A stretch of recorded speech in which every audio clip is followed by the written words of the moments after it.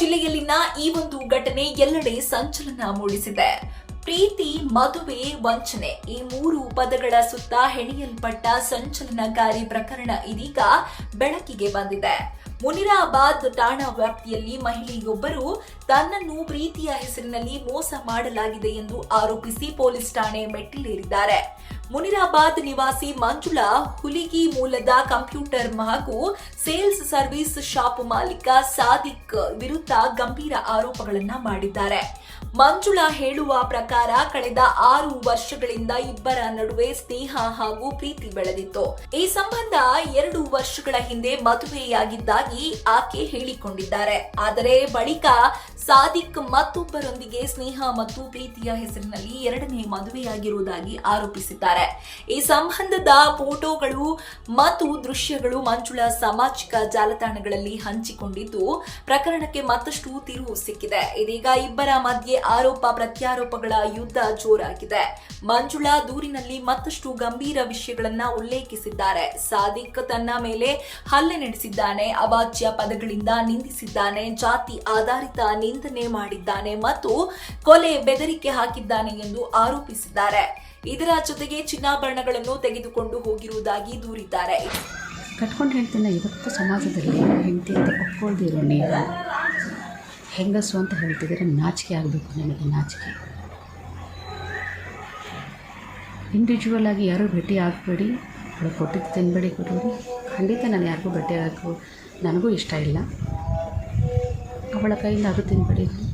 5-10 kg fish fry ಮಾಡಿಸ್ಕೊಂಡು chicken ಮಾಡಿಸ್ಕೊಂಡು ತೊಗೊಂಡೋಗಿ ತಿಂತಿದ್ರಲ್ಲ, ಅವಾಗ ಎಲ್ಲಿ ಹೋಗಿತ್ತು ಬುದ್ಧಿ?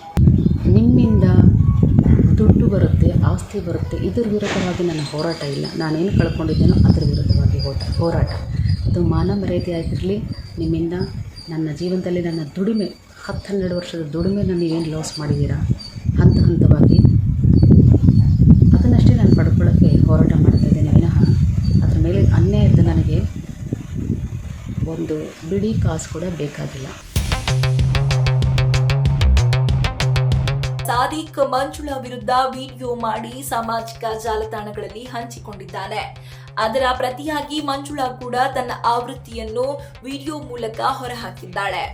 ಇದರಿಂದಾಗಿ ಇಬ್ಬರ ನಡುವಿನ ವೈಯಕ್ತಿಕ ವಿವಾದ ಇದೀಗ ಸಾರ್ವಜನಿಕ ಚರ್ಚೆಯ ವಿಷಯವಾಗಿದೆ. ಕನ್ನಡದಲ್ಲಿ ಒಂದು ಮಾತಿದೆ, ಸತ್ಯ ಚಪ್ಪಲಿ ಹಾಕುವಷ್ಟರಲ್ಲಿ ಸುಳ್ಳು ಜಗತ್ತೇನೆ ಸುತ್ತಿ ಬಂದ್ಬಿಟ್ಟಿರುತ್ತಂತೆ. ನನ್ನ ವಿಷಯದಲ್ಲಾಗಿರೋದು ಕೂಡ ಅದೇ. ಈಗ ನನ್ನ ಕೆಲವೊಂದು ಫೋಟೋಸ್ಗಳನ್ನು, ವಿಡಿಯೋಸ್ಗಳನ್ನು ಅಥವಾ ಕೆಲವೊಂದು ಲೆಟರ್ಸ್ಗಳನ್ನು ನೀವು ಆಲ್ರೆಡಿ ವಾಟ್ಸಪ್ಪಲ್ಲಿ ಸ್ಟೇಟಸ್ಸು ಮುಖಾಂತರ ಅಥವಾ ನಿಮಗೆ ಪರ್ಸ್ನಲ್ಲಾಗಿ ಬಂದಿರತಕ್ಕಂಥದ್ದನ್ನು ನೀವು ನೋಡಿರಬಹುದು. ಯಾರ್ಯಾರು ಎಷ್ಟು ಹಣದ ಒಂದು ಮೋಸವನ್ನು ಮಾಡಿದ್ದಾಳೆ, ಯಾರ್ಯಾರು ಹಣದ ಒಂದು ಶೋಷಣೆಯನ್ನು ಮಾಡಿದ್ದಾಳೆ, ನನ್ನಿಂದ ಸುಮಾರು ಎಷ್ಟು ಲಕ್ಷ ಹಣವನ್ನು ಸುಲಿಗೆ ಮಾಡಿದ್ದಾಳೆ, ಪ್ರತಿಯೊಂದು ನನಗೆ ಬ್ಯಾಂಕ್ ಸ್ಟೇಟ್ಮೆಂಟ್ಸ್ ಇದೆ, ಪ್ರತಿಯೊಂದು ರೆಕಾರ್ಡ್ಸ್ ಇದೆ. ನಾನು ರೆಕಾರ್ಡ್ ಇಲ್ಲ, ಯಾವುದೂ ಮಾತಾಡೋದಿಲ್ಲ. ಬಟ್ ಇಲ್ಲಿ ನಾನು ಆದರೂ ಊರು ಬಿಟ್ಟು ಯಾಕೆ ಬಂದಿದ್ದೀನಿ ಅಂತಂದರೆ, ಅಟ್ಲೀಸ್ಟು ನಾನೊಂದು ಅವಕಾಶ ಕೊಟ್ಟೆ. FIR ಆಗಲಿ, ಅರೆಸ್ಟ್ ವಾರೆಂಟ್ ಇಶ್ಯೂ ಆಗಲಿ, ನಾನು ರೆಡಿ ಇದ್ದೀನಿ.